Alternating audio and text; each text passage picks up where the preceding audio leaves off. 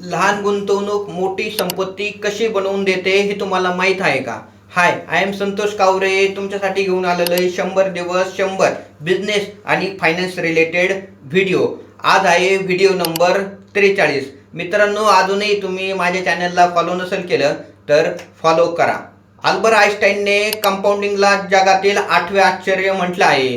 तुम्ही 10 किंवा 20 वर्षापूर्वी केलेली छोटीशी गुंतवणूक आज कोटीच्या घरात जाऊ शकते. फक्त वेळेच्या जोरावर तुम्ही किती पैसे गुंतवता यापेक्षा तुम्ही किती लवकर गुंतवणूक सुरू करता हे महत्त्वाचं आहे.